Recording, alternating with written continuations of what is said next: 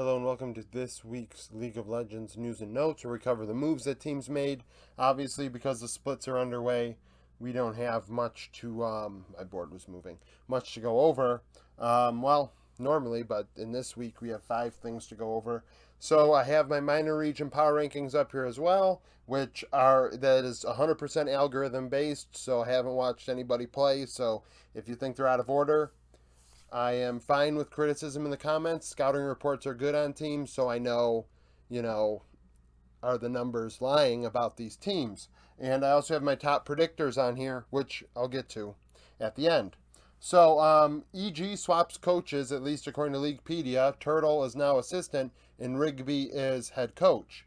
Rigby is 17 and 37 in the LCK between Kongdu Monsters and a Freak of Freaks. At least he was associated with those teams, and that was the total record. Turtle was 9-9 in spring. I don't know why this move was made. I mean, they won this past weekend, but I don't know really, what to really think about this move.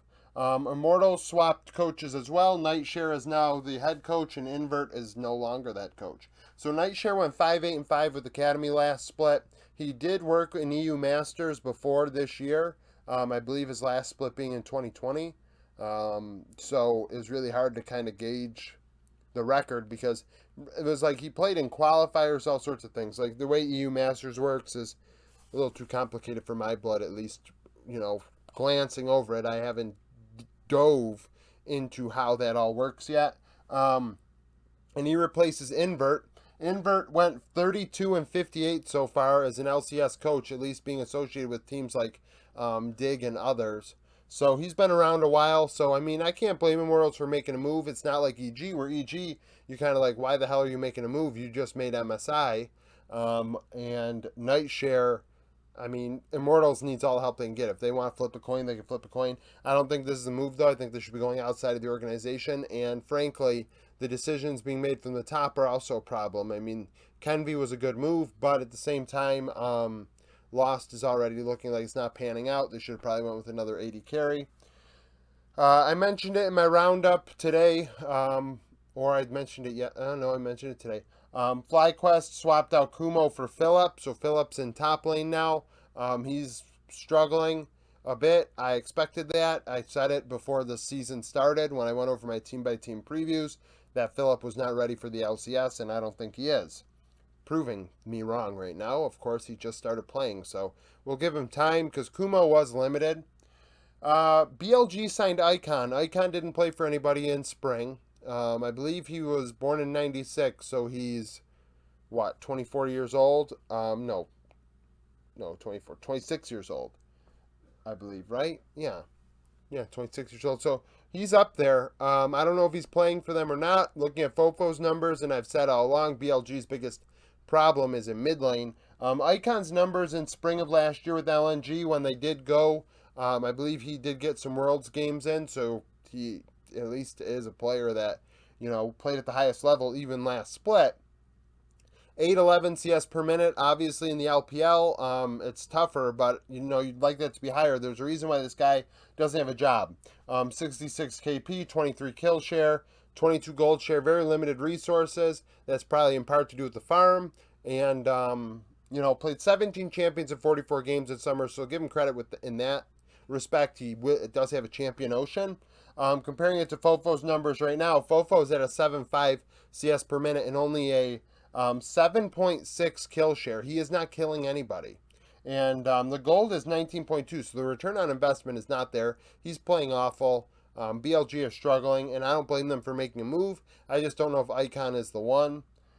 And FPX signed Summit. And so Summit just won MVP in the LCS, and C9 dropped him so they could bring Jensen back, move Fudge back to top lane. And there are rumors, at least, not even rumors, I thought I heard it on Summit's stream, that TSM wanted him, and it sounded like C9 blocked it. So that's unfortunate for him that he wasn't able to move on to TSM, and now he's battling with Zhao Haolu, for starting time. This does put pressure on the young top laner.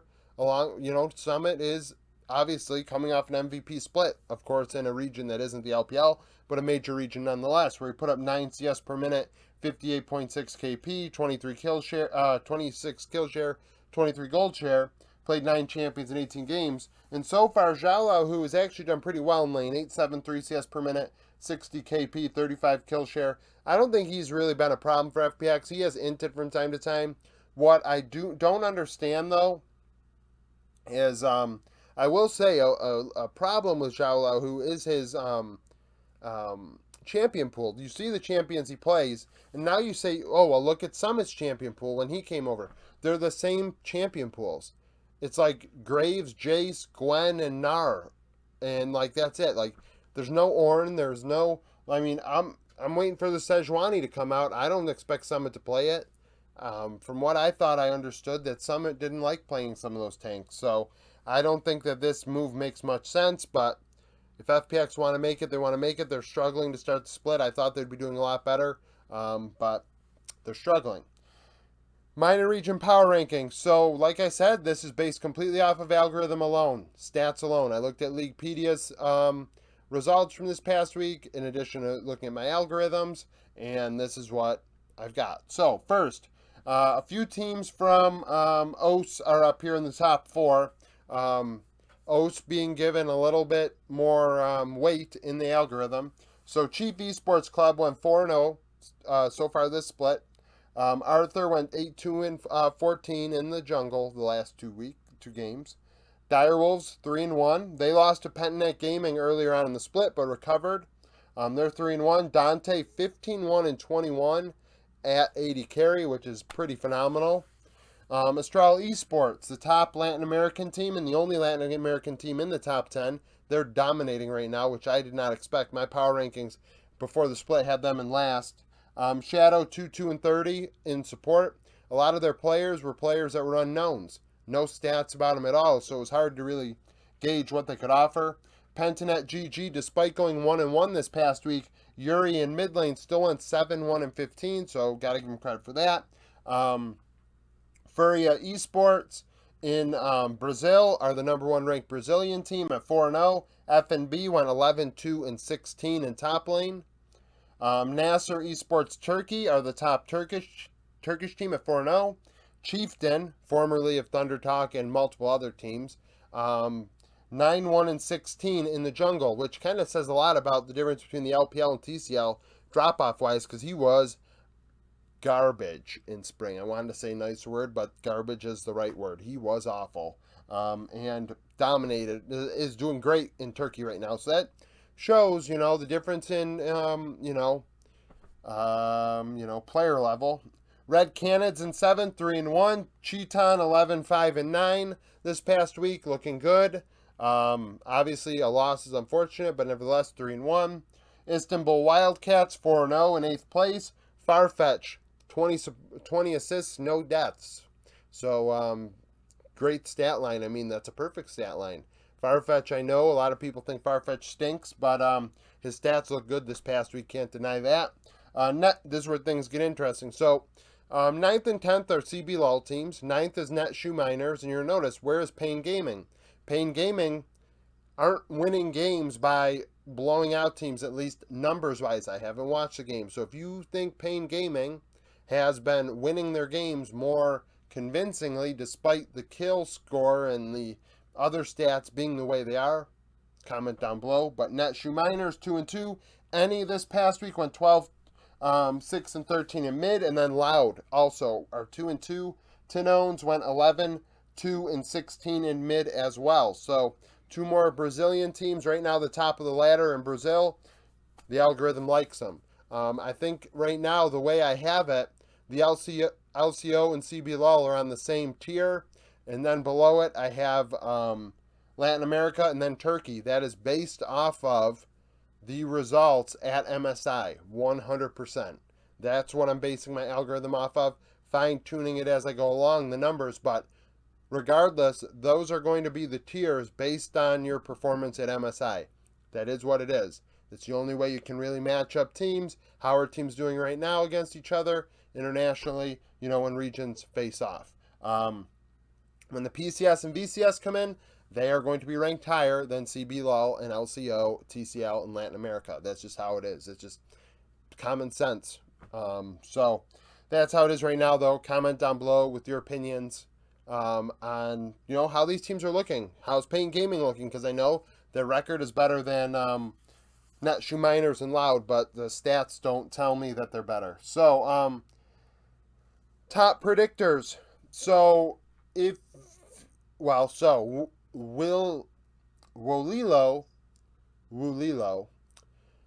made predictions for yesterday. Because the video was so late, I really didn't give anybody a lot of time to make predictions. So if you're sticking through this long, thanks. It's part of my sneak peek series. You predict in the comments below the video who you think will win and the amount of games you think it'll take. I am not counting those games, Wolilo, because you were the only one that made a post if you're watching this. And I don't think it's fair to everybody else. I think it's just like happenstance that you're on during the hour you had an opportunity to make the post. So I'm not counting that. You're in first. At 30-11 so far with 42 points. Tiebreaker over Forestland, who is 30-12. Wolilo has done one last game with the same amount of points, 42 points. Steven Dreesen, you made predictions for this morning's LPL games. I didn't have a sneak peek video out at all, so I'm not counting those. You are 21-4, though, with 30 points, which is pretty freaking incredible. 21-4 is, pretty damn good. John Onofree, you're 22-14 in fourth place with 28 points. In fifth place, probably more improbable than I've seen so far, Eric Dantas is 15-0 so far with 24 points. And I think he's only done LPL and LCK, so that's pretty freaking good nonetheless. But that's it for news and notes today. Thank you for watching. Speaking of the predictions, I'm going to try and get the sneak peek out. We'll see. I'm trying to get Roundup out and sneak peek out for earlier today's games. But thank you for watching, and I hope you come back for more content.